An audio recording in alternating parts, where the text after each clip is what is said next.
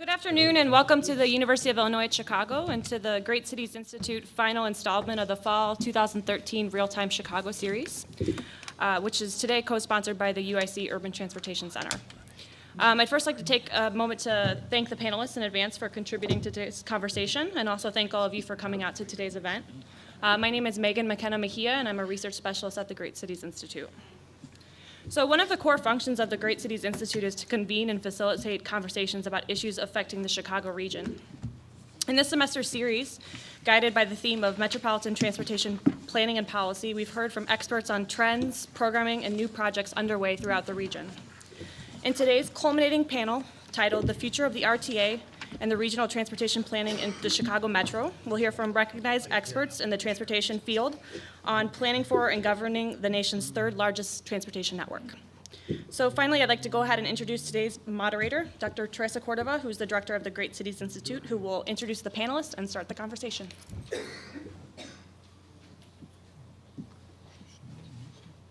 Hello, everyone. Hello.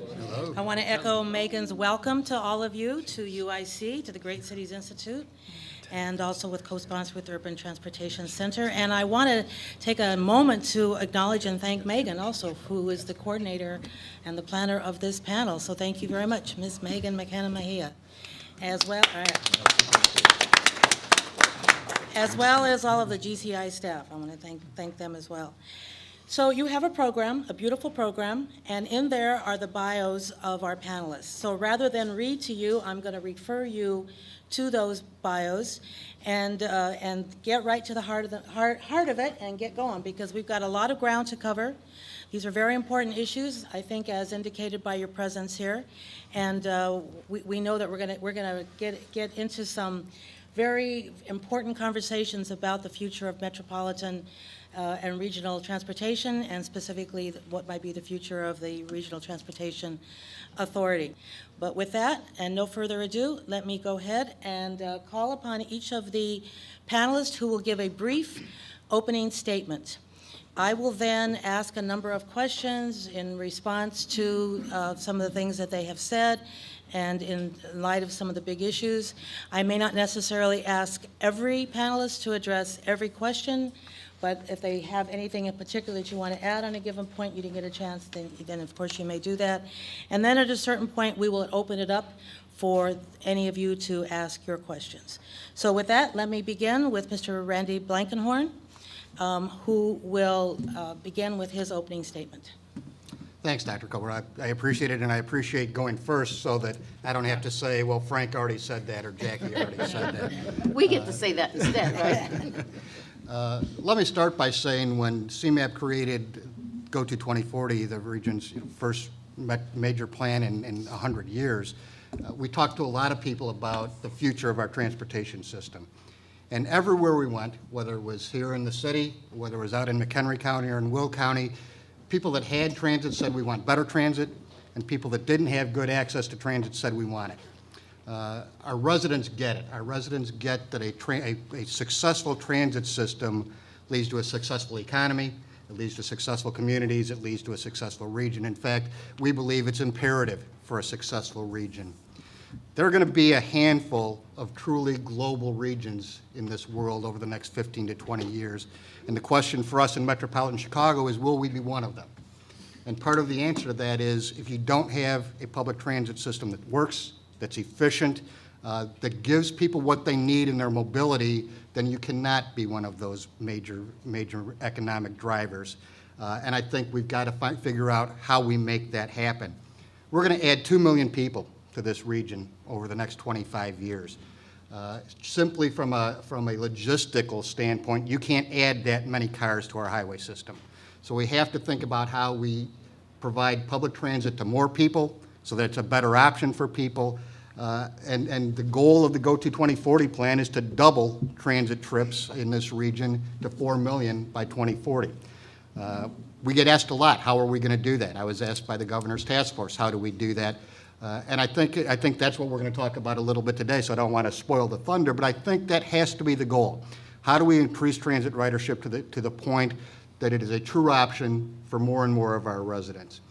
I think finally in this opening I'd like to say that if we're going to attract young talent to metropolitan Chicago. If we're going to create the kind of jobs that depend on young talent, we have to provide them different and more transportation options. This is no longer a car society. And young people want those options. They may use a car for some trips, but they don't want to use it for every trip. I don't want to use it for every trip. And so we've got to think about public transit in a new and a different way, that it's not just for a certain segment of our society, but it's for everyone, and it has to be an option for everyone. Thank you so much. That was Randy Blankenhorn, Executive Director of Chicago Metropolitan Agency for Planning, otherwise known as CMAP. Let me now call on Peter Scozzi, who is Executive Vice President of Metropolitan Planning Council, MPC. Peter? Thank you. I was shocked. Randy was actually brief. That was like a 3-minute. We were given 3-minute openings. That was a 3-minute opening. Terrific. I will also try to do the same. I'm Peter Scozzi with the Metropolitan Planning Council. It's a pleasure to be here. For those of you who don't know MPC, we are a about 80-year-old nonprofit policy research advocacy group, work on urban planning and development issues in the region, transportation being certainly a key issue among those, and the notion of transit and improving transit right at the center of that. It's probably safe to say that if we were to develop a transit system today to move 2 million people in the region and to grow to the population projections that Randy mentioned, we probably wouldn't start with the system that we have today. We probably would try to figure out something that's a little bit more coordinated, a little bit better integrated, serves more of the employment and employment nodes throughout the region. But we don't have that ability to do a completely fresh start. Nor do we have the billions of dollars to completely recreate our system. So I'm just really going to make a couple of points in opening remarks. Again, I think there'll be all the points will be covered by everybody throughout this panel. But I just wanted to make a couple of points to start off with. First of all, that whether or not we change governance or the structure of how transit is delivered in this region, there are some important things that we need to deal with, and they can happen irrespective of a governance change, so to speak. We really need to be serious about unified capital planning. We need to figure out how to do that in a better, more integrated way, so that capital projects match up between services and so that they actually serve the needs of the region. We need a unified operations planning. We can't have one bus line ending at the city border and another one picking up just because there's two different bus providers. We can't have trains arriving at a station and buses arriving at a station 10 minutes later or 10 minutes before. The operational planning has to be better coordinated.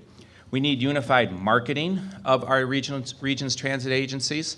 A pilot we can get into more depth in Q&A if you want later about a commute options work that MPC's been working on the last couple of years to really integrate the service of the 3 transit boards, but also everything from ride sharing and telework and work at home and those sorts of things. That needs to be part of a transportation demand management system, again, that's unified regionally. And this is really a key point here. We really need an integrated, unified, robust, stellar, super, put any great adjective in front of it that you want, TOD program for this region. We don't have good incentives in place to match our growth with our existing transit. So the 2 points in terms of some stats that I just want to throw out at you as we're getting this panel up and running.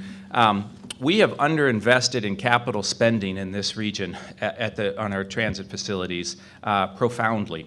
Over the last 20 years, regions like Seattle have nearly tripled their capital spending. Los Angeles doubled their capital spending. New York doubled their capital spending. Anybody want to guess what Chicago's done? Decreased. Yeah, it's about 25% less over the last 20 years. So how can we possibly keep up with the pace of growth that we have if we're underinvesting in our transit service? If you look at a map of, and we can share this with you, but just imagine, the train lines coming out of the region. Everybody's seen the transit maps. And then interspersed between those train lines are some of our major employment corridors. Point being that we've developed over the last 20, 30 years major employment corridors not served by transit. So to come back in 2013 and say, everybody should be taking the train to work, everybody should be taking the bus, well, they can't. The system is not set up to do that. That's 30 years of growth that we have to somehow deal with. It can't be undone. To retrofit the transit services and bring rapid transit to those regions is extremely expensive, but we need to do something about that. And furthermore, we need to be very conscious moving forward that we don't continue to exacerbate that problem. So I should let Jackie give these stats, but 22% of the region lives within a half mile of transit today. 32% of the region's jobs are within a half mile of transit. Those are terrible stats. We should be doing far better than that. Very good. Jackie Grimshaw is Vice President of Policy at the Center for Neighborhood Technology, CNT. And CNT's mission is to promote livable, sustainable urban communities with a focus on low and moderate income households. We work in accomplishing our mission through research, coalition building, and partnerships, on-the-ground demonstration and implementation of our programs and strategies and policies. So our principal services are working with communities to create sustainable economic development, to conduct analyses of climate change impacts and remediation strategies, to assess how transportation costs affects housing affordability, and to use the data to benchmark performance to engage the public's participation in planning. Now, I say all that because I want to do variations on the themes you've already heard, because we believe that a key component of having a sustainable environment is the ability to get around without reliance on an automobile. And transit provides that choice. It allows travelers to reduce pollution, vehicle miles traveled, while being energy efficient. Not everyone in our region is equally served by public transit. The core is well connected, but areas on the periphery are significantly less so. So even transit riders in the better served core areas want and need improved service. Expanded transit service will provide additional benefits to individuals and to the community. Now, Chicago is a global city and deserves a world-class transit system. So in responding to the theme of this forum, and that is a world-class transit system, I just want to focus my remarks on one of the suggestions in the Northeastern Illinois Transit Task Force. I should have written it down because I always screw it up. But whatever that task force is that's currently working, and that is a suggestion that we build the economy by matching development with transit service throughout the region, providing numerous transit options to access communities, employment centers, and other major destinations. Jobs are far from many people who need them. When we look at the 15 largest employment centers, those people who are in low-income and poverty areas have no ability to access those jobs. We have a profound jobs housing mismatch. Jobs and people who need them are not integrated with each other. So jobs have spread out across the region just as residents have. As employers followed the expressways to communities outside the urban core, they have often moved to places with fewer transportation options and higher housing costs.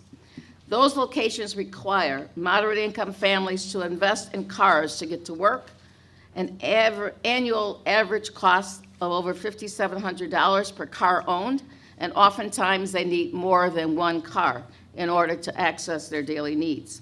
They also limit the employment options for those who cannot afford a car. While the trip to work is only 1 in 5 trips that households make, it represents 60% of all transit trips and is critically important to public transportation viability. While most employment centers in the region are well connected by transit, the 4 largest centers outside the loop are not. They are near metro service, but the vast majority of the jobs cannot be reached by walking from the train.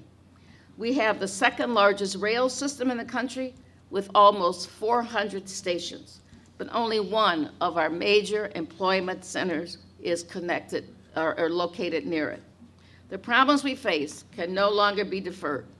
Now is the time to create jobs, cut congestion, and increase economic security. Our transit infrastructure cannot be a dream deferred. The economic vitality and quality of life for our residents are intertwined with the quality and quantity of our transit assets. Wow, the economic vitality of our life and quality of our life is tied to the quality of our transit. Yes, ma'am. Fantastic. You know, I want to also call attention to the fact that if you're tweeters is the verb, right? We do have a hashtag up there, Real Time Chicago, and you can also see where you can reach us at UIC GCI. Our next opening speaker, who's going to address the question of what does it take, or what would be a world-class transit system, regional transit system, is Mr. Frank Thiel, who is Executive Director of Metropolis Strategies. Thank you, and thank you for having me.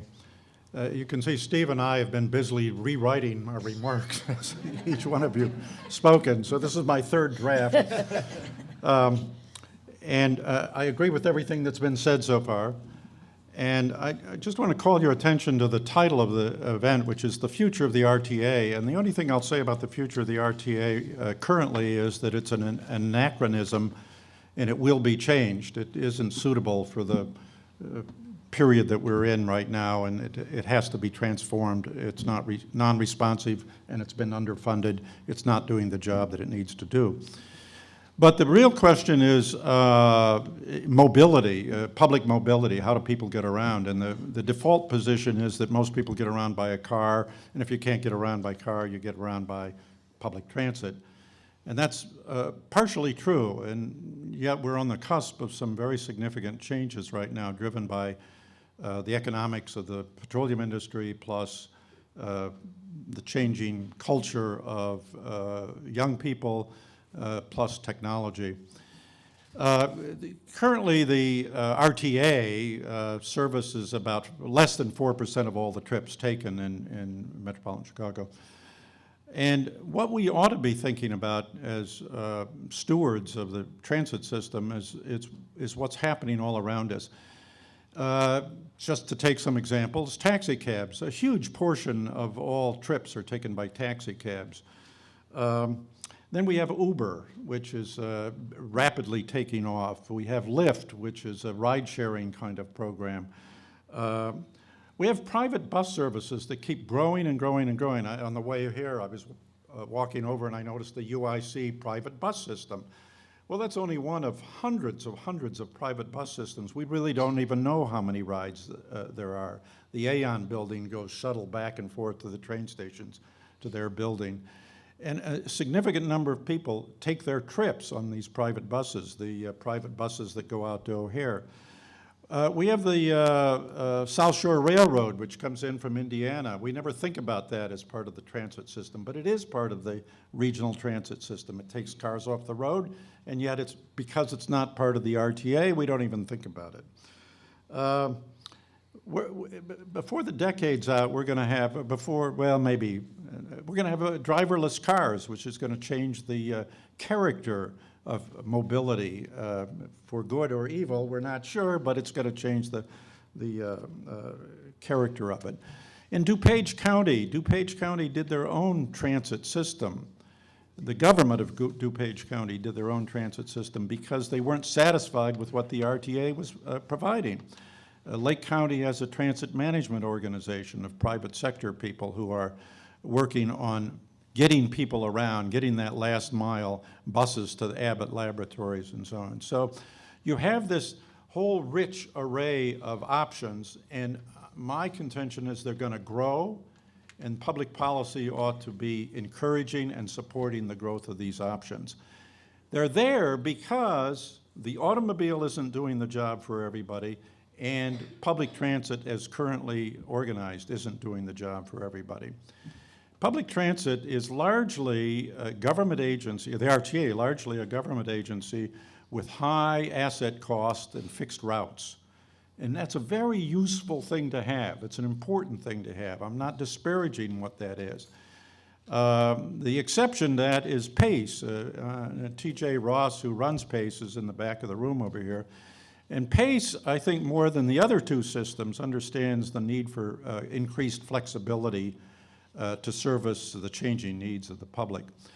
So narrowing the discussion to just the RTA and how to govern the RTA or fund the RTA, I think misses an opportunity to think about more mobility in a broader context and the public's responsibility for these alternatives to the RTA.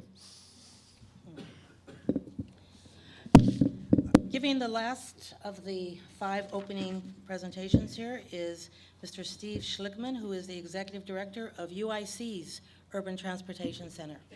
Thank you. I, too, agree with everyone who was just spoken. That's the problem with going last. No, I actually have a very specific comment to make, and this comment comes from a letter I submitted to the Northeastern Illinois Public Transit Task Force. All right, see, now all of us have to learn that. There we Established go. by Governor And Quinn. I particularly want to jump off from where Frank left off on in terms of the RTA and what it's going to be in the future, because I think it does need to change. It does need a different structure if we're going to create a world-class transit system for Chicago. I believe that we really need finally to go to one agency. It's been debated 3 times. It was debated when the RTA was first created. It was debated at least behind the scenes in 1983. It was debated behind the scenes again in 2008, which was when the RTA was reformed twice. And we've been trying to make this multi-agency structure work, and it's not working as well as it should be. One agency approach is clearly dictated by the principles of organization, both in the private sector and in the public sector. If you look at RTA's peers around the nation, they're primarily one agency, and I would refer you to Boston, New York, and Philadelphia. With, they have minor variations, but they're basically one agencies. And throughout this country, regional transit systems are organized as one agency to serve their region by far. There is a serious lack of accountability when you have such a complex structure. We have complexities not only in governance, but also in service overlap, in capital planning and programming, in the equities, in the allocation of our finances. These topics defy public understanding. And it allows the public agencies to shirk responsibility and point fingers at each other when there are problems. Problems such as, how do we get a universal fare card? How do we finish Block 37, the $219 million unfinished station? How do we rein in ADA cost escalation? What do we do with the Metro scandals? The current system or structure is preventing us from having a world-class system. We have a $19 billion backlog in the state of good repair projects. That is not a world-class system. We cannot deploy our resources without the hindrance of 30-year-old political deals as to how we should allocate our capital funding.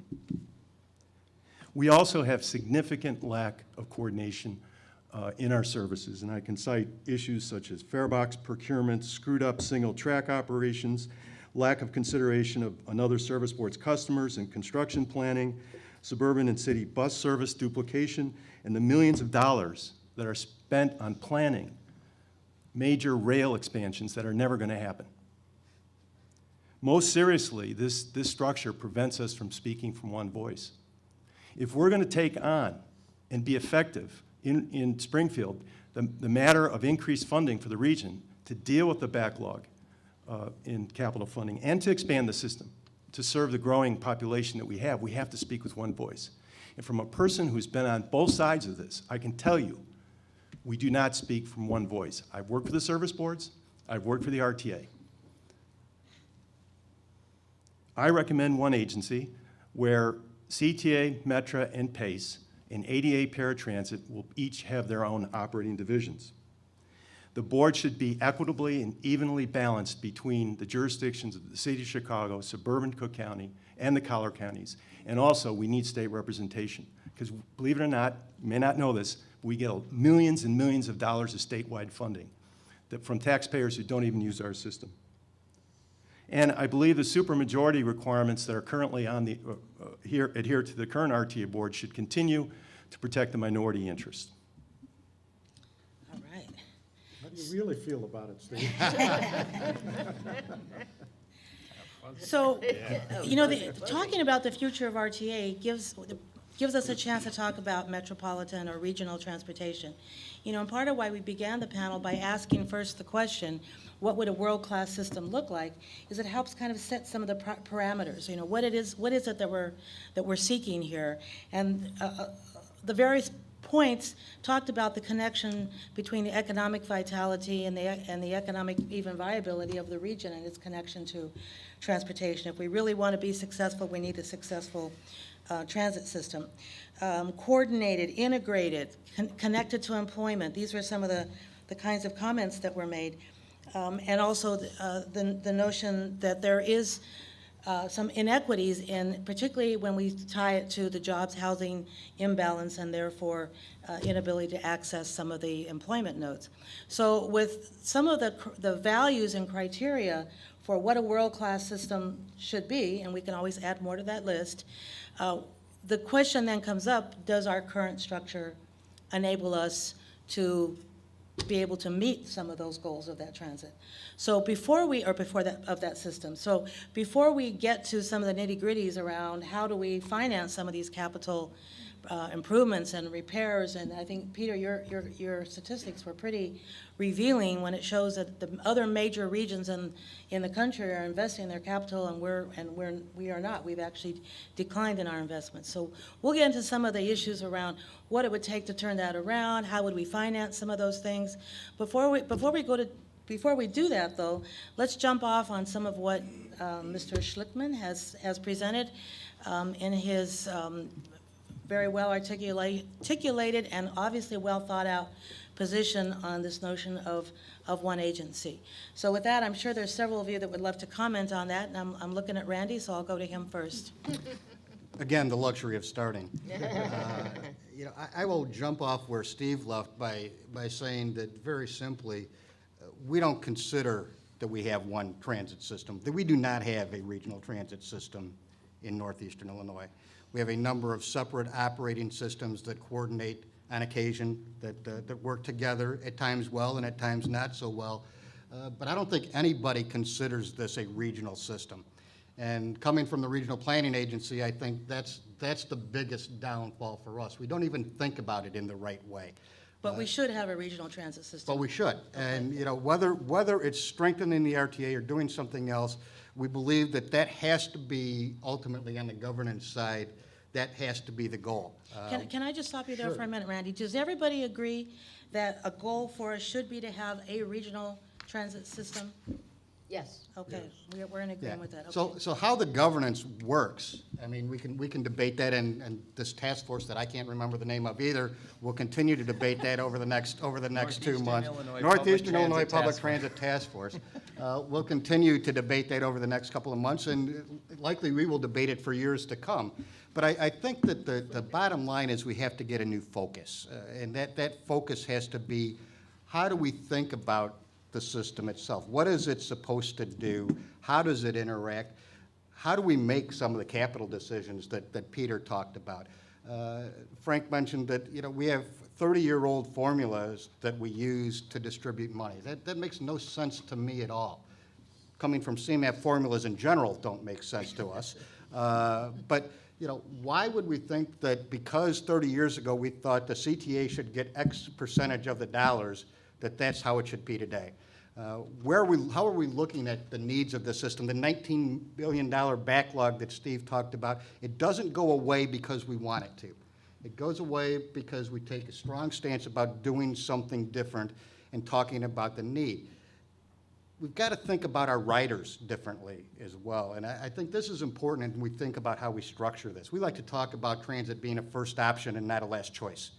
It's a different way of thinking, that when I think about my trip, I think, can I take transit? Not, oh, I don't have a car, so I have to take transit. How do we think about that? How do we think about the user experience? Because as Frank said, at the end of the day, people have options. And how does this public transit option fit in? If I'm sitting out in the suburbs in the cold, in a muddy place that doesn't have a sidewalk and no bus shelter, I am unlikely to wait for that bus. The truth is we've got to think about how we modernize this system to make it the kind of a system that people want to use. I often say that the company that makes many of our rail cars is making the same rail cars for China and India, but they look a lot different. They look like something people want to ride in. And I think that's how we have to think about this. The cars, the information, the fact that we're still talking about whether we should have Wi-Fi on Metro, we're almost at the end of 2014 here. And so we've got to completely rethink how we think about the user experience, and that translates into what is more important to me than the governance is how we prioritize capital spending. And I think we're a long way from that today. If we don't do that, if we just put a new picture on it, or as we said, we put a new logo up on somebody's name, and we don't change the way we allocate funds, I don't think we're doing the right thing. Go ahead, Steve. Just to not disagree with you, Randy, but just to point out that we still have to live with the existing structure that we have, and we have to do the best with it. And back in '08, there were a number of reforms made to the RTA. And most of them came out of an Auditor General review, management audit of the system. And RTA and the 3 service boards pledged to adopt all of his recommendations, and I believe pledged to carry out not just the letter of the law, but the spirit of the law of those reforms that were made in '08. And we tried to do that when I was at RTA. As you know, I was executive director from 2005 to 2010. And one area where I think we made some strides was on the capital programming side. I had and I wish he was here today, because I had a head of oversight, let's put it that way, Grace Gallucci, who worked not just when the law was passed, but even before the law was passed to get the service boards and the RTA coordinated on capital funding. It took her about 3 years. And this is why the structure, I don't think, works well, because it takes so long to even accomplish something good. But it took them about 3 years to do a comprehensive audit, or not audit, inventory of the system's capital assets to know that we're $19 billion behind. And then they came up with a prioritization tool that they all pledged to use in the allocation of their funding to their projects individually. What we haven't been able to do, which I think you're referring to, Randy, is where do we share resources? Where do we determine that maybe there's more priority at pace that causes the region to give them more money than they would otherwise get under these political deals that were cut 30 years ago? So is it possible to think through some of those decisions and to do the necessary coordination without a single agency? We have to keep trying, because we're not going to get a single agency overnight. I think if I were able to sit down with the mayor and talk to him one-on-one on this, I think I could convince him it was a good idea. All right, we'll come back to you, Peter. But there are things you can do within the existing structure to make it better. And I want to come back to that. Peter, go ahead. So I guess I'll throw out the first bone of disagreement. I would disagree that a goal is a unified agency. I would submit that it would be nice to have one.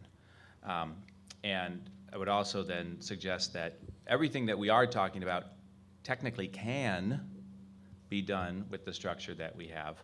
Clearly, it is an impediment, though, so just to be clear.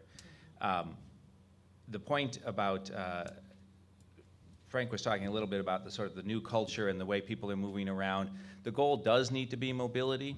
The goal for the region needs to be moving the most number of people in the most efficient way possible, and and we are nowhere near there yet. It's also difficult to talk about transit prioritization without also talking about larger transportation prioritization as well, because we're still in a very inequitable situation where highways and roads get a very large share of the funds relative to the benefit that they deliver. So that's part of the equation, and I think a very important one that has to be addressed as well. As a small microcosm example of that, as you can see, I'm wearing my BRT button. So if you don't love BRT, I don't want to know you. If you do love BRT, I think John Green, who's here from Steve, you got some more buttons? We'll pass out some buttons. But in the downtown corridor where Central Loop BRT is being proposed right now, the buses in that corridor, they account for about 4% of the vehicles. So every 100 vehicles, 4 of them are buses. They're carrying 42% of the people. Yet we still have so much pushback from car drivers and businesses saying, well, how are people going to get to my store? How are they going to see? Well, they're on the dang bus.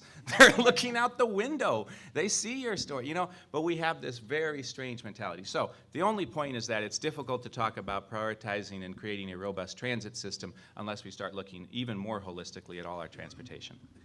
Go ahead, You know, Jackie. yeah, I would just like to say, you know, and within our existing system, I was thinking about this and preparing for today. We have 4 transit boards headed up by the RTA.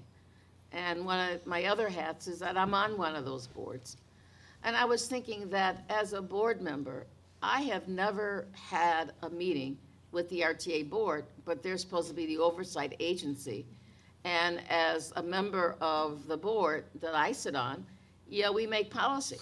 And so if the RTA is not interested in any kind of policy coordination with the other transit boards, then it's going to be difficult to get to the place that Steve is suggesting, or for that matter, even what Peter is suggesting. So that's one thing, is that, you know, within our existing system, I think we can do a lot better. But in terms of how do we make decisions, you know, only the minority of the dollars that we spend on transit actually comes from the federal government. But the federal government has a large say in how their dollars are spent, and thereby how local and state dollars are spent. Now, one of the things that has happened since the last transportation reauthorization bill is that there's been an increased emphasis on performance measures.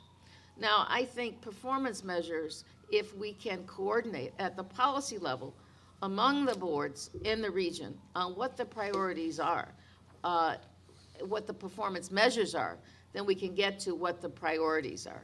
But I think we have to start somewhere. I don't think I'm as pessimistic as Steve that things will never change. You know, the 30-year-old funding formula also was the birth of the 3 service boards. So, you know, it's 30 years ago, things change. I think we can make the change, and I think maybe the Northeastern Illinois Public Transit Task Force may be the first step towards making that change. But I think, you know, the dialogue that we're having here is a dialogue that has to happen in the public, that people don't care if it's CTA, Metro, PACE, or the RTA. What they want to do is to get to where they're going in the most efficient and cost-effective manner. And I think, you know, having the people as our guide, you know, I used to tell Secretary Slater of USDOT is that the best transportation planners are the people who use the transportation system. And I still believe that. And so we have to provide the opportunity for the public to weigh in about what it is that they want, what their priorities are, and how they would like to see the service perform up to some objective standards. You know, one of the things that Steve talked about was the need to get state funding, particularly given the unreliability of the federal funding and the importance of speaking with one voice.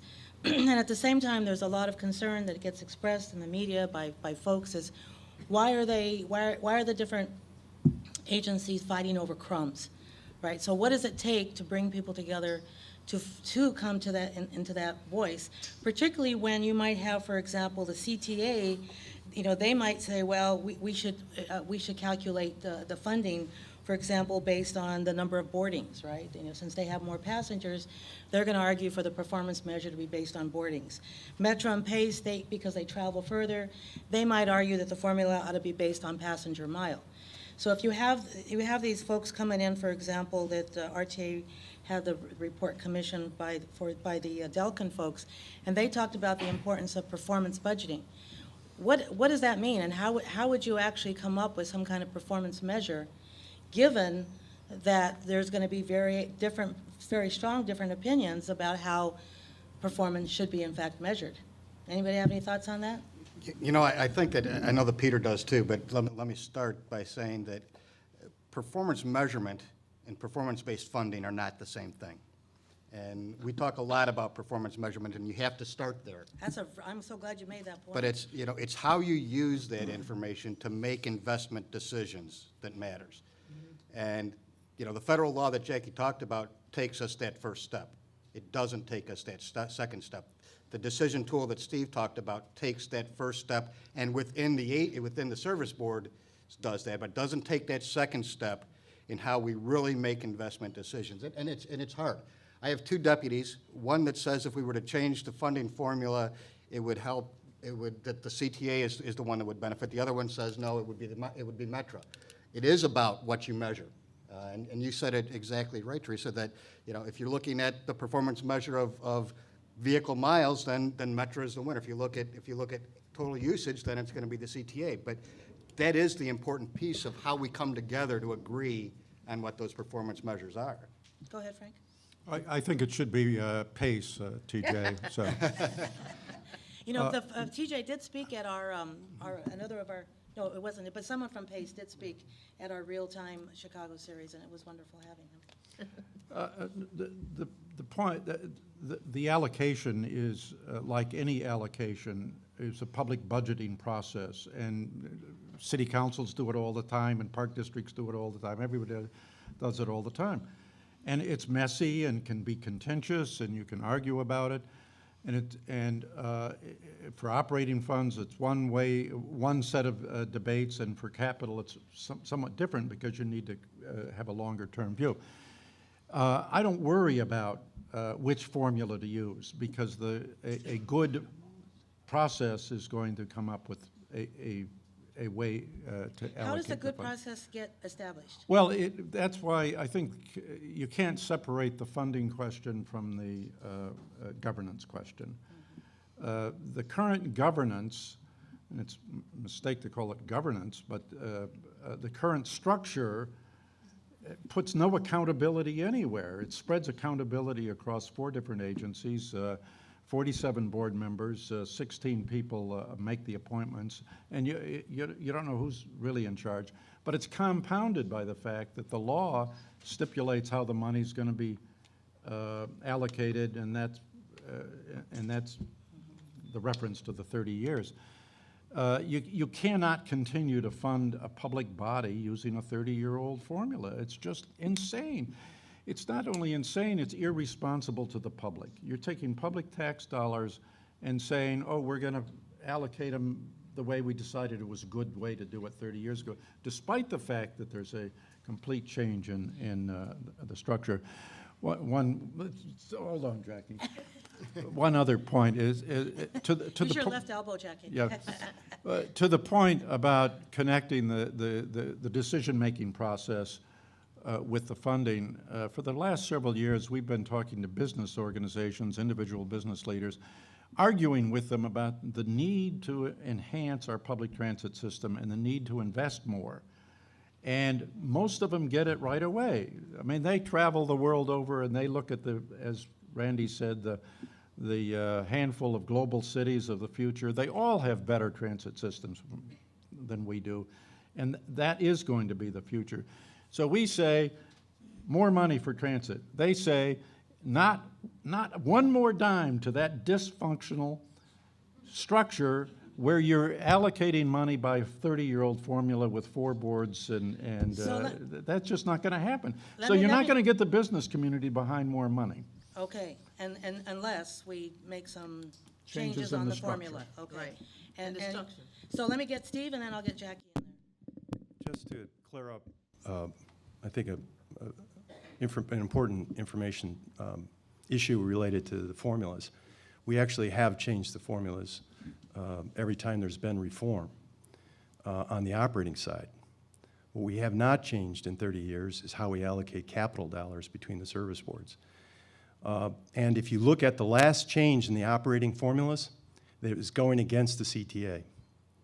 We knew in 2007 that there was no way that we could ask for a sales tax increase region-wide and have the majority of that funding go to the CTA as it had before, both in 1974 and in 2003. So we structured an arrangement whereby PACE and Metro got 52% of the increase in sales tax. The way we made up the hole for for our CTA was forcing the city of Chicago to enact a real estate transfer tax, which was a crappy tax. And it burst when the recession hit. And it left CTA in a serious hole. So I am really concerned, and being one who worked at CTA and got most of my foundation that I have now came from when I worked for the CTA. I feel that the CTA, if we don't come together as a region, is going to continue to get belittled in Springfield in any future reform processes. If we're trying to create a regional system, we need the suburbs to own the CTA as much as the city does, and they don't. And that does bring a question about the relationship between the city and the suburbs. Before we get to that, Jackie, what were you going to say? Yeah, I was bursting when Frank was talking about the 30-year-old formula, because that formula wasn't even a part of the result of a rational process. You know, it was done kind of in the back room at the last minute with some political consideration, really designed to hurt the CTA, and it did, and it created structural deficits that the CTA is still trying to overcome. And so when you read in the media that the CTA doesn't have money because it's mismanaged, no, you go back to the General Assembly of 1983, and that's why the CTA has a problem. But, you know, the other point that I wanted to make, though, is that, you know, as we're looking to the future and how do we do things differently, you know, I keep coming back to the thought that there is the opportunity for us to do it. There is the will, I think, on the part of a lot of people to do it, but we need to have the political will of the decision makers, particularly the General Assembly, to look at how we can do things differently, and to realize what I said earlier is that the economic vitality, not only of this region, but of the state, is really dependent on our transit system. Those business people that Frank was talking about, the employers that exist in this region, you know, they don't have access to the full workforce in the region because so many people cannot get to their jobs. So that's why in some parts of the region you have McDonald's owners that are paying more than minimum wage just to get people to be able to work in their stores. Because they are located in communities where people are not interested in working at McDonald's. So there's a premium attached to those jobs. So, you know, the world-class global city, global region that we are is dependent on our transit system, and we have to keep pounding and pounding that into the heads of the decision makers that are really holding us hostage. And of course, the question still is, how do you connect the changing the formula and the ability to fund this with what the structure ought to look like in order to make that possible? Peter, you were going to make some comments. Yeah, if I could just jump back to the performance measures issue really quickly. Teresa, you mentioned some of the differences or distinctions between measures of different transit performance in terms of passenger miles and vehicle miles or what have you. I would also submit that that's one element of the equation. The federal bill that was passed, which did offer some new performance measures for states to consider, was a great step, but still an incomplete one. The economic impact measures that the federal bill suggests, I think, are somewhat blunt and need to be made a little bit sharper. And it's completely lacking in any kind of social equity sort of measures. So you could imagine a system of transportation resource allocation where you look at not only the system performance, but you look at economic impact of that investment. What's the long-term generation to the economy of that?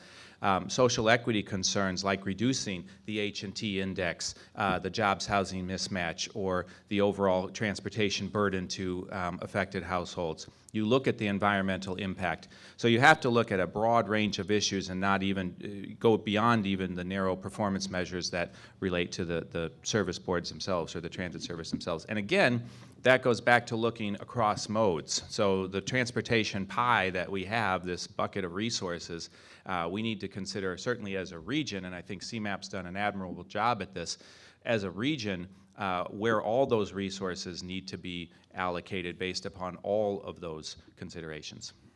Do any of you have thoughts about what that funding formula ought to look like? I know there's several options that's been introduced, that being considered. If you're going to do it, the capital, if you're going to generate a capital allocation process that makes sense, you would take that next step that RTA has already developed, and you'd prioritize according to criteria such as, first thing, safety, Second thing is reliability.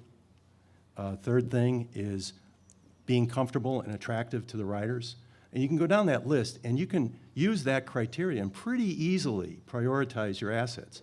The problem is we need to do it across the service boards, not just within each service board. Yeah, I would echo that. I think that the mumbling here when the question was asked is why would we ever go to a formula? And I think that's certainly the way that CMAP feels, that a formula for today doesn't work 5 years from now, and it's not designed to do that. If we're going to do real performance-based funding, performance-based investment decisions, then you have to have the flexibility to move the money where it's needed the most in any given year. And so that's why, I said performance measures and performance-based investing are not the same thing. It's a tough step. I'm not saying it isn't, but other places do it, and we simply have to figure out how to make that. The other is this political will that was brought up, and I don't remember if it was Frank or Steve that said, the collar counties and the suburbs have to own the CTA, and I think Steve said that, and I agree. I'm a little, and the same is true for the other way around. People forget that more than half the metro stations are in the city, and we don't think of the service that way. It bothers me when I hear, county board chairman or others in the suburbs say, we're willing to talk about new ways of doing business, but we have to protect the suburbs. We have to protect Metro. We have to protect Pace. That's not going to get it done for us. And that's why I go back to, we don't think of ourselves as a regional system. And until we get to that point, we will not have the political will to really get things done. Do we even yet think of ourselves as a region? Yeah, well, Randy, to you. ow. You don't need to answer. I think more than we used to. I think we are headed in the right direction, and I think it starts really from the economic point of view. I think that most people get that we're one economic region. Our leaders get it, our business leaders get it, our elected officials get it. They know that we rely on each other on that way. It's transferring that to the next phase of how we work together on all the other issues that make us an economic powerhouse, and we're not there yet. Are we farther than we were 10 years ago? I think yes. Are we where we want to be? No. No. Steve? I just wanted to comment on what the OECD report and evaluation said, and I forget the actual name of that. Organization for Economic Cooperation and Development. Okay, good. I'll accept that. Yeah, what he said. Anyway, it's an organization based, I think, in Paris, and it evaluates metropolitan areas around the world.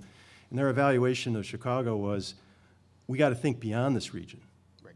The true region stretches into Wisconsin, into Indiana, and into Michigan. And believe me, we don't think that way at all right now. But I want to go back to the structure. Part of my background is some sociology. And so, we think about the importance of structure and the extent to which structure enables or prevents you from doing certain kinds of things. So we've got some criteria by which we can make some decisions. We want to build in some flexibility. We're looking for these ways in which we have this integrated, holistic kind of regional transit system. How is that going to happen structurally? So, what are the kinds of things that would need, what are the kind of structural conditions that would need to exist to make it possible for us to move in that direction? Yeah, I'm going to step up and maybe get my head chopped off by some of my friends, maybe in the room and not in the room. But I think part of our problem are those 16 different appointing authorities for, the 47 members that sit on the board. Because what that does is to create fiefdoms, and I think as long as we have fiefdoms, we will never get to a system of thinking regionally. If I am appointed by the McHenry County chairman, I'm looking at how can I protect some transit investment in McHenry County. I am not thinking on what's best for the region. And so if there is one change that comes out of the task force, I'm not going to try and repeat its name, is a change in the appointing process for the members of the boards. Maybe we have to keep all 4 boards, maybe we don't. But I think, the RTA board with 16 members, all that, you have 16 fiefdoms sitting there. And as I said, there's never been any relationship with any of the other transit boards. So, for me, that would be my priority, is that we just change the way the members of the boards are appointed. Go ahead, Steve. The RTA was born out of financial crisis. It was reformed out of financial crisis. And unfortunately, we should have a financial crisis on the capital side, but no one really sees that. So that hidden crisis. So we really don't have an operating crisis. So we're really, I don't think, going to get the forum or the opportunity to make any dramatic changes in the structure to improve it. So if the business community feels we should, then we need to have them step up more than they ever have before. And what might they do?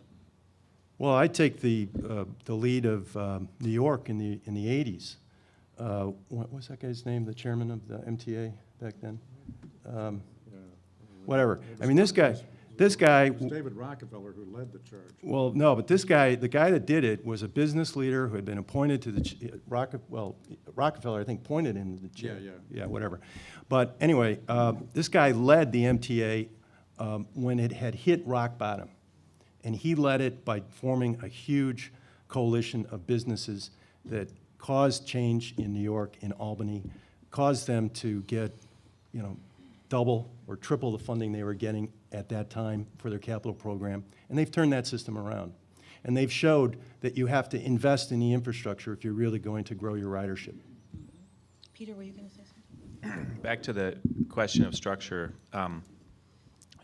Steve, correct me when I mess this up, but in '08, the RTA was given a lot more responsibility for regional coordination, but it wasn't given any more power to do that. And the only tool that the RTA really has in its toolbox to compel the service boards to do what it says is to veto their budget. And I don't think anybody wants to be in that position to shut down transit. So that's not a very viable tool. So while I think the RTA has been criticized for not overseeing or fulfilling the mandate of its, of its statute, I think it has some severe challenges in doing that. The other thing I would say is that, back to Jackie's fiefdom comment, the supermajority board vote that's required for any action at the RTA is also a pretty significant impediment, because it really makes it very challenging to do anything that's very robust or innovative or bold. Because if you do something like that, if you're doing something bold, you're making a huge investment in one part of the region, well, some other part of the region isn't getting that. And then, that causes some of those challenges amongst those fiefdoms. So the majority vote requirement almost always requires that every action taken be sort of muted down to the lowest common denominator. One of the things that I think that most of us here agree with is that if we were going to start, we wouldn't start this way. We would not look this way. And I think we also agree that it's hard to make this change. I tell our staff, particularly our young staff, all the time that change requires leadership. And I think we talk, whether it's business leadership, whether it's government leadership, this has to be an important enough issue for our leaders in this region to stand up and say, enough is enough, it's time to change. Us wishing at CMAP or Metropolis or MPC, wishing that we had something different, doesn't make that happen. And so I think that we have to compel our leaders by showing, from the business side, frankly, that you've said over and over, this is not going to work, we are not going to invest in our system, and they've got to be vocal and bold about it. And from the government side, we simply have to say that this is inefficient, it doesn't provide the kind of transit system that we need, and there are limited resources out there. If we doubled the amount of resources we had today, we still wouldn't be able to do everything we want. And so we have to be smarter about it, and right now this system isn't very smart. I'd like to double the resources and watch us fail, but let's. Just give us a chance, right? Right, take the chance. Well, I came across some quotes, one of which was from Steve in my preparation about giving CTA and Metro credit, right, for its abilities to keep things moving to the extent that they are, right? And there's certainly a lot of good things that can be said about our transit system. What might be some of those things that you'd want to highlight that are assets on which we could build to get that world-class transit system? Jackie, or go, Jackie. You want me, I'll buy you time I'll there. start, Randy. Okay. You've been starting every time. If I can put on my transit board hat, I think that, again, going back to the federal transportation bill and providing focus and money on state of good repair. And I think our Senator Durbin, had a lot to do with getting that into the federal transportation bill, so that, our system is old. We date from the 19th century in terms of the CTA. And so when you're talking about a system or infrastructure that is that old, built in a city, and constructed in the city where some of the city's infrastructure is even older. We have sewers on top of our subways that are creating problems for the subway because the sewers leak, and they leak into the subway. So we have an infrastructure problem that is starting to be met, and I think the focus on state of good repair is the way to get going. Now, there's not enough money there. Obviously, the state, it took a while to do the capital bill. We're finally starting to get funding from Jumpstart, which the General Assembly passed but had a problem funding. So, the focus on getting to that state of good repair, I think, is where we start. And then once we get to that state of good repair, or while getting to that state of good repair, I think we have to expand the system. As I said in my opening statement, there are so many people in this region that do not have access to other parts of the region because they don't own a car. And we are, just like in the public school system, that we are creating social inequities that I think have to be addressed. So, we can start with what we have. We can build on and rehabilitate what we have, but we can't stop there. We have to look at expansion as well. Frank? Yeah, in terms of the good things that you can point to, one of which is the rail system that supports Metro. There is a conflict between the freight on that rail system, but the Metro system is one that most metropolitan areas in the country would envy, because we were blessed at the turn of the last century with the huge investment in heavy rail, and that's a real plus. And as Jackie says, the existing subway and L infrastructure is a great foundation. The crisis is in, as Steve said, in the capital side, which is a real crisis, that we're not funding it. I would also say that more recently, there was a period of several years where the head of Metro and the head of CTA would not attend a meeting where the other one was in the room. They refused to be in the same room together. And that would be a measure, a performance measure that this is not a region. And they literally would not be seen together in the same room. We're beyond that. They do attend the same room. And, I think it's interesting, the Ventra rollout problems aside, that PACE and the CTA had worked so diligently to come up with a common fare card system, which is, I think, a good sign. Steve? Peter Rogoff, the FTA administrator, is fond in saying that transit systems, you can't wait for the federal government to solve your problems. You need to step up and recapture the value you've put into the community. And this method of financing is called value capture. And I'm very happy that Mayor Emanuel seems to be adopting that approach. He is using TIF funding to revitalize stations. He's using TIF funding to expand the station network. I think we can do more in that area, but he's really shown that transit is an A priority for his administration. We need to see the other leaders in the region have the same priority. I guess I would say two things, that what's good about transit, and it does start with this, what I call the bones of the system. We tried to get this thing called the Olympics here a few years ago, and the USOC and everybody kept saying, so what do you need to add to your transportation system? What do you need to add? And we kept saying, not very much. What we need to do is bring it into the 21st century, which is a step between what Jackie said of good repair and expansion. I think there is this modernization piece that has to go into it. So I think that is there. That structure is there. It needs to be enhanced. I think as important, and it may be by the fact that you had to move this discussion to a new room, is that our residents get it. And I think that's an important, from a political standpoint, from developing this leadership I talked about early, if the public doesn't care about it very much, then it's not going to happen. But the public gets that they need more ways to get around. They get that they've got to get a good transit system, and even if you get out in Will County and they might say, I want my neighbor to use it, not me, it's still someone that's using it and getting the congestion off our highway system. I think that's as big a plus as anything for us, is that we have a knowledgeable public that transit's important. Now, I either heard him or I wrote down 20th century. So I guess we need to remind ourselves that we're now in the 21st century. We're barely in a 20th century transit system. Time does fly. Go ahead, Peter. So I will say ditto, but so I don't just shut up then, I'll add some more.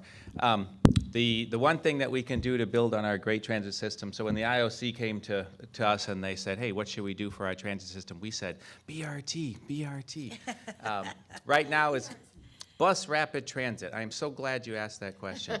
Because right now the CTA is working on a couple public meetings. They're happening next week. For a new rapid transit line that's going to use buses. They're going to run like trains down Ashland Avenue.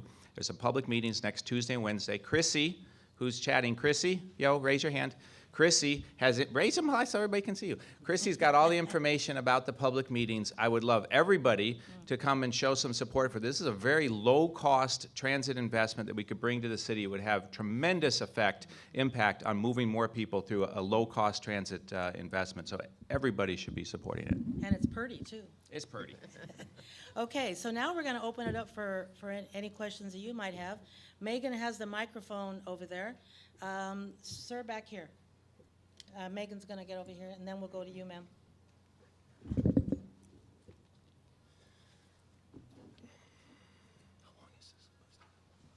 Hi, I'm Ali Reza. I'm a Master's of Urban Planning and Policy. One of the problems that I see with the discourse that we just did have is that when we think in the regional system, we tend to neglect the fact that most of these interactions happen in the individual person system, person infrastructure. And even though we talked about the user experience, it is not only about the convenience, it is not only about the bus shelters and the sidewalk, it is about how we can improve the way that the user can read the system, and actually see that there are these stations around that we can get to different locations. And all these different world-class cities are doing it. London is creating a wayfinding and signage system. Toronto is doing it. New York is doing it. Why not? I haven't heard anything about an expansion to that system. Comments. Go ahead, Steve. Now, Thank this you. has been criticized, but at the RTA when I was there, we started a unified wayfinding system. And I read the other day, it's going to be rolled out very soon at 4 key stations or key areas where all the service boards come together. And we have to build on that. So you're exactly right. I mean, that is an important element of a world-class system. You can easily use it. And it's fairly cheap too. Yeah, I think that it's I get on my bus over by Union Station, and not so much in the winter, but every summer evening, someone will stop and ask me, how do I get to X? On the weekends, if I'm on my bus, it's people are getting on at the metro stations, and I'm always happy that the driver's helpful, but he's slowing me down at the same time, so I'm kind of conflicted about it. But it is hard to understand. It's hard to get around. They have some of these big maps in the bus, at the bus. You can't read that. You can't figure that out. And so I totally agree. It's about ease of use. It's also about information. The best thing that the CTA ever did, in my opinion, was bus tracker, train tracker. I took the bus over here because I knew exactly when I had to leave my office and walk down and not wait for 10 minutes for a bus. It's about that information. It's about understanding how the system works. That's what'll make the system easier for more people to use. I couldn't agree more. Next question. Ma'am? Wait for the microphone if you don't mind, and then over here. I became carless by choice this May, and I thought I could never get to the suburbs to visit my friends that live in suburbans, with their 1.5 children and their dogs.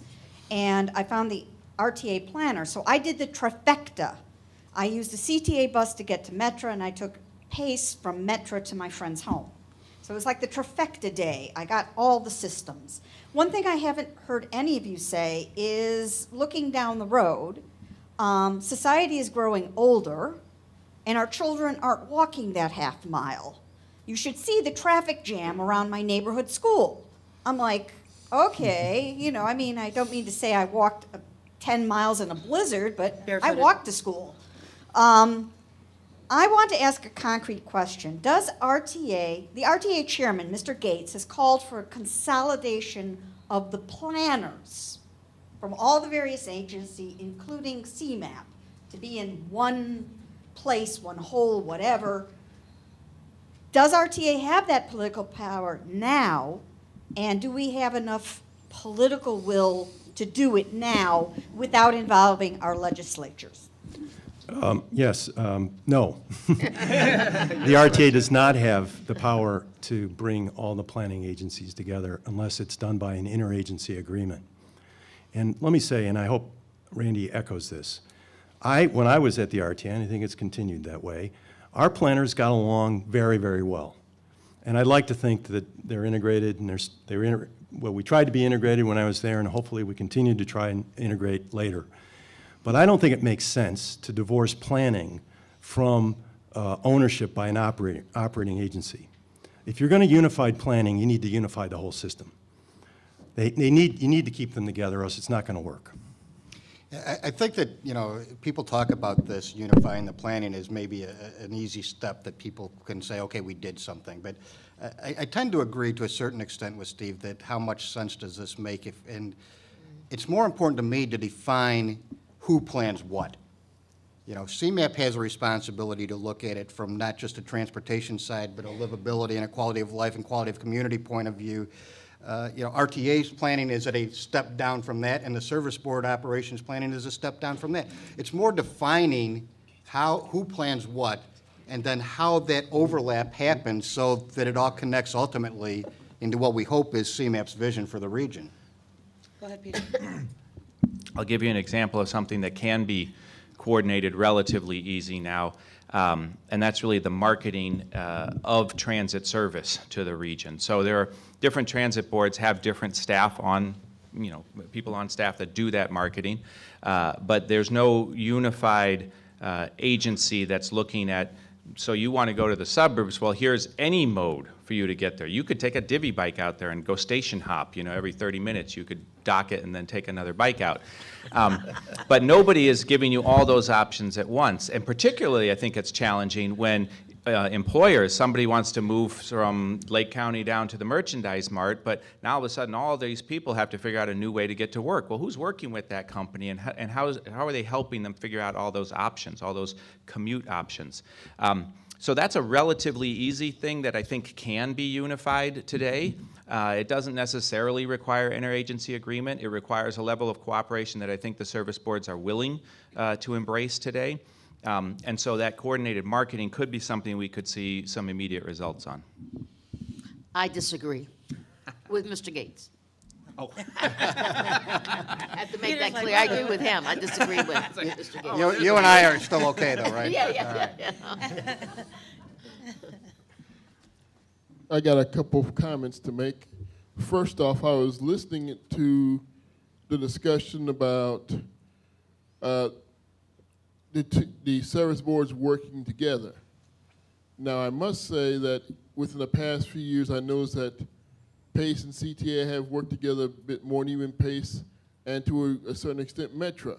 For example, CTA did their overcrowding initiative, I believe about this time last year, where they switched around a bunch of bus routes, and they worked with PACE to essentially switch out a couple of their routes and let PACE run a couple routes further into the city and shift one route to a different part of the city, and this was all done together. And even out where I live in the south suburbs, in recent times, Metro and PACE have worked together, whether it's Metro Electric trains running a few minutes late, they now call throwing alcohol pace, if they know that there's a pace bus route that ends at their station, saying, look, could you guys hold that last bus up a few more minutes, you got some people.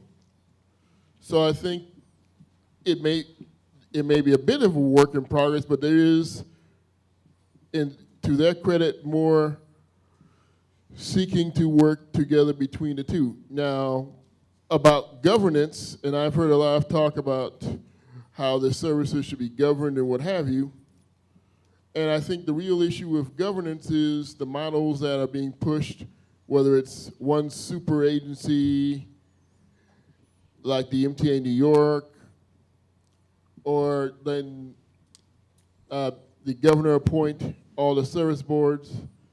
It seems to me that the biggest thing that's being left out of this are the riders. And everybody wants to talk about governance, governance, governance, without getting input from the riding public. And quite frankly, I think any governance reform should involve the riders, either requiring that any future board members of these entities be riders, or, if necessary, the RTA board maybe should be an elected body so the people themselves could hold these agencies accountable. But until Steve, let me go ahead and let them address that, and then we're going to have two more questions, and then we've got a reception waiting for us. Go ahead, Steve. To address your first point about CTA and PACE working better together, it is the case. I mean, TJ is here; he can validate it. After Forrest Claypool took over the administration of the CTA, it was like a new era, I think, of cooperation. But the structure can go the other way, can cause it to go the other way. If you get a person in a service board who doesn't want to cooperate, there isn't a whole lot that the RTA can do to force him to cooperate. And as was mentioned by Frank, at one time under this structure, the CTA president and the Metro executive director would not sit in the same room together. And I know for a fact, I lived through, in fact, most of my political problems when I was running the RTA was running interference for PACE because of the way they were getting dumped on by another agency who will remain unspoken. Pick one. I have a question for all of you. Maybe you may or may not know the answer to this. Are there mechanisms to take in customer or rider feedback? Oh, yeah. CTA does customer satisfaction surveys all the time, both of people who ride the system as well as those who don't. Okay. And then with all major projects, like Peter was talking about the BRT, is that there are opportunities for public to comment and have input. And now that we have more electronic access, you can even make comments without actually showing up at a meeting. So, yes, there's a lot of opportunity for the And public I think to weigh this in. is an example, though, of cooperation as well. Most of those customer satisfaction surveys that are done by the service boards were done with funding that we have through our planning programs. And we've said, let's do one. Let's do it together. And they are. For the first time, the latest customer satisfaction survey was a region-wide survey, not a CTA survey and a Metro survey and a PACE survey. So, it's little steps, but it is a step that they were willing to figure out how to do that together. Sri Raj? I have a comment and a question for the panel. The first comment is to applaud the GCI and the Urban Transportation Center for rather engaging and free-flowing discussion on a very important topic. So more kudos to you. The question that I have for the panel is something that's not been addressed, at least to the best I can recollect it, in today's discussion. The question of the funding mechanism for transit. Do you think the sales tax is a stable funding mechanism for getting by with the operating expenditures for transit? I'd like to hear your opinion about this. I think the sales tax, although it's volatile, is a good funding mechanism. I just think it needs to be expanded. That if you look at the states around us, most of those states tax more things than we do in terms of goods and services. And so if we were to expand the base, for sales tax, we can generate a lot more money for operations, or money actually could go for capital if we use it to bond against either federal bonds or local bonds. So, yeah, I'm a fan of the sales tax. I think it's a better option than other things like property taxes. I don't think that's the way. And the other thing, let me just say about sales taxes, as we've been looking to see how we can raise money to expand our system, we've been thinking, at least at CTA, is that when you have a sales tax, all of those millions of tourists that Rahm Emanuel keeps attracting to the city get to help pay for our transit system, because they like to come here and shop and buy things. So, it's an opportunity to have our transit system supported by outsiders, outside of the region and the state. I love the outsiders paying our bills. That's always a good system. Well, and to that point, I think we have to support a legislation that will deal with the internet sales problem, whereby people can buy stuff in Illinois but don't have to pay the tax for it. And I agree. I think I agree with Jackie that I think it's the best tax we have. I certainly wouldn't want to give up on it, but we have to acknowledge it is regressive. And I think there should be, if we're going to add new taxes, we should look at taxes that are better than that. Go ahead, Peter. Sorry, just to echo, the broadening of the base to personal services is, I think, a very good strategy. I would be reluctant to advocate for raising the rate anymore. Chicago region and City of Chicago already has one of the highest sales tax rates. If you could broaden that base and actually reduce the rate at any one of those taxing agencies, I think that could be a better approach. And because you'd be taxing then personal services, which is a growing industry, versus raw goods, which is declining, you wouldn't see much, if any, income loss. Having said that, though, it's not enough. With the rate set where it is, and even with a broadening of the base, it doesn't get us anywhere near the amount of funds that we need for the capital improvements we're talking about, or the operation dollars that we need. So we do need to look at other sources. I think tolling provides a good source of revenue. I'm not saying that the Illinois Tollway should fund transit, but I am saying that we as a region should have the ability to toll our existing expressways. We should be able to look at that, have a discussion about whether that's right for us. Tolling, for example, the Kennedy Express lanes, pricing them, having them variably priced by time of day, using that substantial amount of revenue that's raised to maintain the Kennedy. But there would be plenty left over to look at perhaps expanded Blue Line service to O'Hare. So we do need to look at other sources for sure. I have a question about how other regional transportation entities, if they have a regional tax, because I think that even if you don't use public transportation, the fact that somebody's sitting on a bus or a train and not in their car is a benefit to you, number one. I also think there needs to be a way that we, businesses who benefit from public transportation systems for their employees getting to work, I think that is another way that we can raise revenue. This is, their workers are getting there, there's less stress, they're not incurring so much personal expense. And then the other thing I wanted to talk about was this idea of regionalism. In the environmental community, there's an entity called Chicago Wilderness. And they are an entity that deals with environmental change in a regional sense, which includes, like, as was mentioned, the Chicago region, southwest Wisconsin, northwestern Indiana, and southwest Michigan. So they have people working together in a regional sense to accomplish their goals. And I really think that needs to be done in the transportation community as well. I have a question about if there's a precedent for a regional transportation tax that can be used for matching funds from federal agencies. I'll take it. Yes, I mean, many metropolitan areas have a regional tax, and in fact, the most common tax that's levied is actually the sales tax. But I'm talking about a distinct entity that would appear in a region for regional transportation. You mean multi-state? Well, I guess we have to, let's look at the counties, Cook, DuPage. I've been in part of the DuPage corridor study. And what's happening Roads affects what's happening in DuPage, and vice versa. That is a corridor. It's a regional corridor. Oh. So there has to be a way Yes. for So these. different than the regional sales tax that we already have? I think, well, actually, Could a There- portion be dedicated to It capital is. improvements? Something. look, there is a mechanism in state law to do a corridor, a couple mechanisms to do a corridor approach. In fact, the mayors in the South Cook suburbs have organized into a transportation district that covers their communities.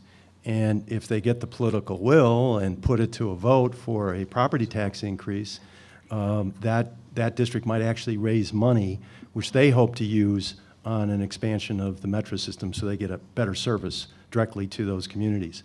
Another vehicle is through the special service area legislation, where that's typically done within a municipality, and it's usually very local. It has been done on a major scale in the downtown, which I know quite well because I was involved in that in the early 90s, but that's a bad story. I don't want to go there.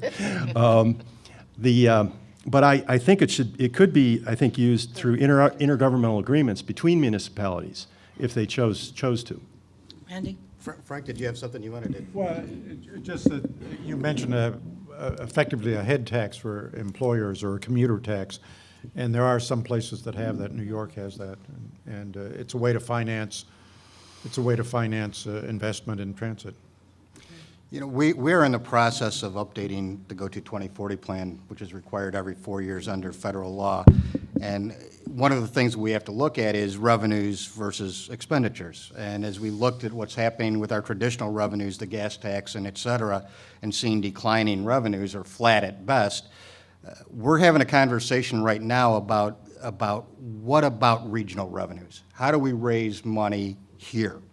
To solve some of our issues. And there's a wide range of options that we're going to put in front of our committees and our transportation stakeholders and the public to talk about the fact that my staff gets tired of me saying all the time, money raining down from us from Washington and Springfield is over.